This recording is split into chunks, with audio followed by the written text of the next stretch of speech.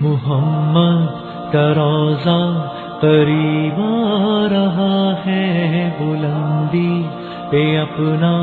نصیب آ رہا ہے، محمد کا روضہ قریب آ رہا ہے۔ بسم اللہ الرحمن الرحیم، نحمدہ ونصلی علی رسولہ الکریم، اما بعد فاعوذ باللہ من الشیطان الرجیم، بسم اللہ الرحمن الرحیم۔ ناظرین گرامی، انبیاء علیہ السلام خالق اور مخلوق کے درمیان ایک واسطہ ہوا کرتے ہیں۔ اللہ تعالیٰ اپنا جو پیغام اپنی مخلوق کے نام بھیجتے ہیں یا جو مطالبات مخلوق سے کیے جاتے ہیں، وہ انبیاء علیہ السلام کی زبانی لوگوں تک پہنچتے ہیں۔ انبیاء جس پیغام کو لے کر آتے ہیں اور جس کو لوگوں تک پہنچاتے ہیں، اس کا ایک اصطلاحی لفظ جو اس کے لیے استعمال ہوتا ہے ان کے اس پیغام کے لیے، اس کو وحی کہا جاتا ہے۔ مسلمان علماء نے آخری پیغمبر حضرت محمد مصطفیٰ صلی اللہ علیہ وسلم پر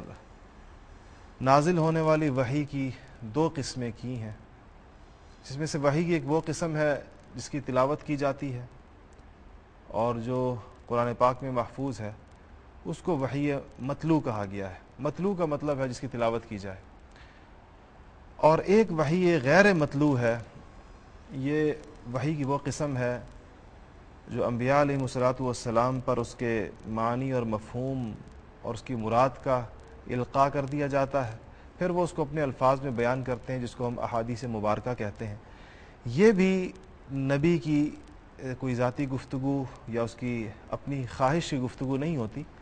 بلکہ یہ بھی جیسے اس کو سمجھایا، سکھایا اور پڑھایا جاتا ہے اس کے مطابق وہ اس گفتگو کو فرماتے ہیں۔ خود قرآن پاک کی ایک آیت اس مفہوم کو بہت واضح طور پر ادا کرتی ہے کہ وما ينطق عن الهوى ان هو الا وحی یوحی، کہ انبیاء علیہ السلام اپنی خواہش، اپنی طرف سے کوئی گفتگو نہیں کیا کرتے، جو کچھ وہ کہتے ہیں وہ وحی ہی ہوا کرتی ہے۔ ایک سوال یقیناً پیدا ہونا چاہیے انسانی ذہن میں کہ انبیاء علیہ السلام کو بھیجے جانے کا مقصد تو یہ ہے کہ وہ اللہ تعالیٰ کے پیغام کو مخلوق تک پہنچائے، اور یہ بات بھی ہم میں سے بیشتر افراد کو معلوم ہے کہ مخلوق تک پیغام الہی کو پہنچانے کی ذمہ داری انبیاء علیہ السلام کو عام طور پر عمر کے خاص حصے اور ایک خاص مرحلے میں جا کر دی جاتی ہے۔ مثلاً آخری پیغمبر محمد مصطفیٰ صلی اللہ علیہ وسلم کو منصب نبوت سے تقریباً 40 سال کی عمر میں سرفراز فرمایا گیا۔ تو نبی تو ابتداءً ہی ایک چنیدہ اور ایک منتخب انسان ہوتا ہے۔ اس 40 سال کی عمر سے پہلے، جب ابھی آسمانوں سے مخلوق کے نام پیغام نہیں اترا، نبی کا رابطہ آسمانوں سے ابھی بحال نہیں ہوا، اس کی ابتدا نہیں ہوئی، وحی کا نزول ابھی شروع نہیں ہوا، اس وقت انبیاء علیہ السلام اس زمانے سے پہلے کس قسم کے مشاغل میں اور کس قسم کی چیزوں میں اپنی زندگی کو گزارا کرتے ہیں۔ اس حوالے سے سیرت رسول صلی اللہ علیہ وسلم ہماری رہنمائی کرتی ہے، اور سیرت میں جو چیزیں محفوظ کی گئی ہیں، جن چیزوں کی حفاظت کی گئی ہے، وہ فقط نبیوں کی نبوت کے بعد کی زندگی نہیں، بلکہ نبیوں کی پیدائش، بلکہ پیدائش سے پہلے ان کا بچپن، ان کی جوانی، اس کے بعد ان کے اوپر جو سن رشد جس کو کہتے ہیں، جب وہ شروع ہو جاتا ہے، اور پھر نبوت کے بعد کا تو ایک ایک لمحہ صحابہ کرام نے ایسا محفوظ رکھا ہے کہ شاید یہ جو آلات آج ہمارے سامنے کیمروں کی شکل میں موجود ہیں، جو کہ اس دور کی ترقی یافتہ شکل ہے، شاید یہ بھی کسی حرکت اور کسی سکون کو، کسی نشست و برخاست کو اتنی باریک بینی کے ساتھ، اتنی عقیدت تو ظاہر بات ہے کہ ان آلات میں نہیں ہو سکتی، اتنے اہتمام کے ساتھ محفوظ نہ رکھ سکیں جس طریقے سے صحابہ کرام نے حضور اکرم صلی اللہ علیہ وسلم کی ایک ایک ادا کو محفوظ رکھا ہے۔ آج کی نشست میں ہم اس بات کو دیکھنا چاہتے ہیں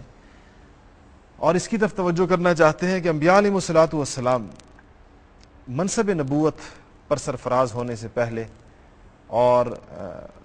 بار نبوت کا بوجھ اور اس کی امانت کو اٹھانے سے پہلے اپنے اوقات کو کن چیزوں میں صرف کیا کرتے تھے؟ سیرت کی کتابوں کی ورق گردانی، حدیث کی روایات، صحابہ کرام کے ذکر کردہ واقعات اور سیر و سوانح کی کتابیں انبیاء علیہ الصلوۃ والسلام کی نبوت سے پہلے کے مشاغل کے بارے میں کافی تفصیلات فراہم کرتی ہیں۔ ایک تو یہ پتہ چلتا ہے کہ نبیوں کو بھی ایک خاص قسم کی تربیت سے گزارا جاتا ہے، ان کی شخصیت سازی کی جاتی ہے، ان سے مستقبل میں جو کام لیے جانے ہوتے ہیں اس کی مشق کرائی جاتی ہے۔ مثال کے طور پر حضور اکرم صلی اللہ علیہ وسلم کو ہم بکریاں چراتے ہوئے دیکھتے ہیں۔ بکریاں چرانے میں ایک انسان کو جو چیزیں سمجھ میں آتی ہیں، شاید یقیناً آج کی جدید مینجمنٹ کی اصطلاح میں ایک لیڈرشپ کوالٹی ڈیولپ ہوتی ہے، اور ایک آدمی جو ایک ریوڑ کو سنبھال سکتا ہے، اس کی ضروریات کو پوری کر سکتا ہے، اس کے مسائل کو سمجھ سکتا ہے، اس کو مجتمع رکھ سکتا ہے، اس کو لانے اور لے جانے کی ذمہ داریاں ادا کر سکتا ہے، اس کی حفاظت کر سکتا ہے، اس کی پرورش کے اندر اپنا کردار ادا کر سکتا ہے، یقیناً وہ آدمی یہ ساری چیزیں جب وہ ان مراحل سے گزرتا ہے تو آگے چل کر یہ صفت اور یہ صلاحیت اس کو انسانوں کی تربیت میں،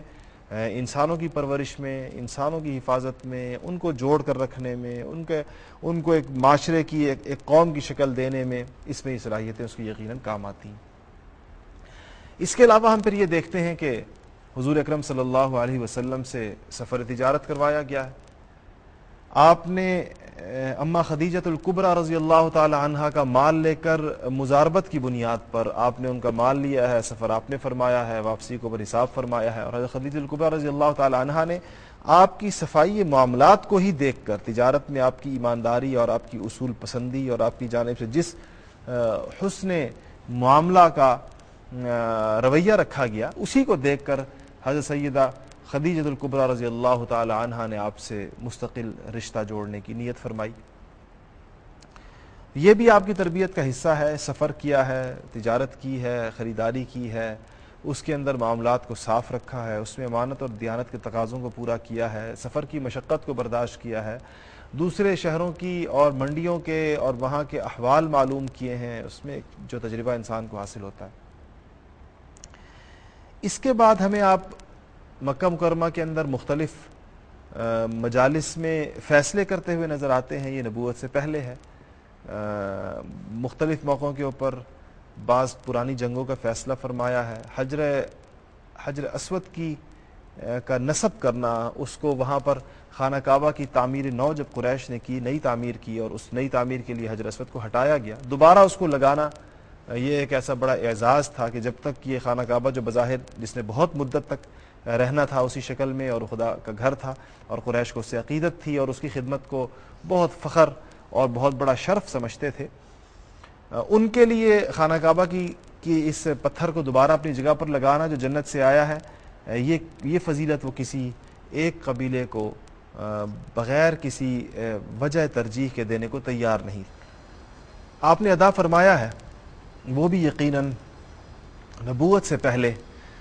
انبیاء علیہ الصلوۃ والسلام کی روشن زندگیوں کا ایک بہت مستقل باب ہے۔ اس کے بعد وحی کی زندگی شروع ہوتی ہے۔ ہمیں ایک حدیث شریف جس کو ائمہ حدیث روایت کرتے ہیں، روایت تو وہ اس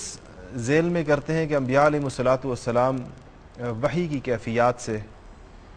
کیسے دوچار ہوا کرتے تھے اور وحی کی کیا کیفیت ان پر طاری ہوا کرتی تھی۔ موضوع تو یہ رکھا ہے، عنوان یہ باندھا ہے، امام بخاری رحمۃ اللہ علیہ نے اپنی صحیح بخاری میں پہلا باب کیف کان بدء الوحی کے نام سے قائم کیا۔ اس باب میں وہ یہ ذکر کرنا چاہتے ہیں کہ وحی کی ابتدا کیسے ہوئی، آسمانوں کے ساتھ پیغمبر کا رشتہ کیسے جڑا، پہلی وحی کون سی آئی، اس وحی کے بعد کیفیات کیا تھیں، اس وحی کا رعب، اس کا ثقل، اس کی ایک بوجھ نبی نے کیسے محسوس کیا،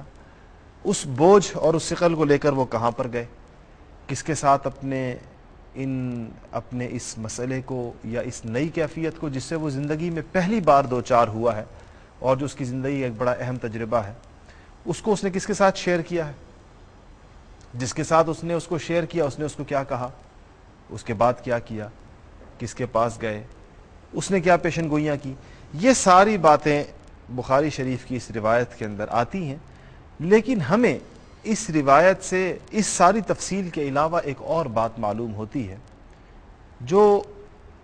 حدیث شریف کا جو عنوان امام بخاری نے قائم کیا ہے اس کے ساتھ تو اس کا براہ راست تعلق نہیں ہے، مگر جب وہ حدیث شریف پوری پڑھی جائے گی تو وہ بات بہت واضح طور پر ہمارے سامنے آئے گی. حضرت عائشہ صدیقہ رضی اللہ تعالی عنہا حضور اکرم صلی اللہ علیہ وسلم کی آخری عمر کی ساتھی ہیں. بڑی چھوٹی عمر میں آپ کے حرم میں تشریف لائیں، آپ کے گھر میں تشریف لائیں، اور اس میں شاید قدرت نے ان کا انتخاب اسی لیے کیا تھا کہ ایک نوجوان ذہن کے ساتھ، ایک تازہ ذہن کے ساتھ وہ جس طریقے سے حضور اکرم صلی اللہ علیہ وسلم کی زندگی کو محفوظ کر سکتی تھی وہ ایک بڑی عمر کی خاتون کے لیے مشکل تھا. تو آپ نے اپنی ابتدائے جوانی کے بہترین ایام جو انسان کے حافظے کے، اس کی عقل کے اور اس کی سمجھ کے، اس کے مشاہدے کے،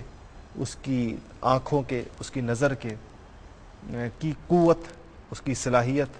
کے بہترین دن ہوتے ہیں، وہ دن آپ نے حضور اکرم صلی اللہ علیہ وسلم کی صحبت میں گزارے. بڑی سمجھدار اور بڑی فہیم خاتون تھی.